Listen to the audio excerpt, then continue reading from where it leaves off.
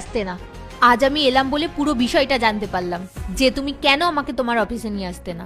আজকে আমি সব সত্যিটা নিজের চোখে দেখতে পাচ্ছি। আরে না না, তুমি আমাকে ভুল ভাবছো। আমি এখানে বেশ ভালোই মাইনে পাই। আর তাছাড়া জীবন চালানোর জন্য তো আর টাকার প্রয়োজন হয় না, ভালোবাসাটা থাকলেই হয়। আমি তোমাকে দুঃখে রাখবো না।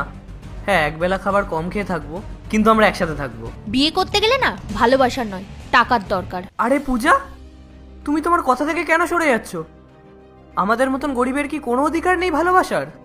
আমি এই কোম্পানিতে চাকরের কাজ করি তো কি হয়েছে? আরে আমারও তো মন আছে, আমারও তো ভালোবাসার অধিকার আছে।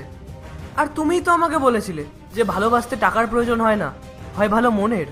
তুমি তো আমাকে কত প্রতিজ্ঞা করেছিলে, বলেছিলে বিয়ের পরে আমরা কত খুশিতে থাকবো। আর এখন যখন তুমি দেখছো আমার কাছে টাকা নেই, তখন তুমি এইভাবে বদলে যাচ্ছ। পূজা, তার মানে তুমি আমাকে ভালোবাসো না? না, কোনো ভালোবাসা নেই তোর প্রতি। পূজা, আমি তোমার কাছে হাত জোর করছি, প্লিজ তুমি আমাকে ছেড়ে চলে যেও না। আমি তোমাকে খুব ভালোবাসি। তুমি যদি আমাকে ছেড়ে চলে যাও তাহলে আমার কি হবে? পূজা, এমনকি আমি আমার মাকে পর্যন্ত বলে দিয়েছি। মা তো তোমাকে দেখে খুব খুশি। মা আমাকে তো মাঝে মাঝেই বলে যে বৌমাকে কবে নিয়ে আসবি, কবে বিয়ে করবি। আর তুমি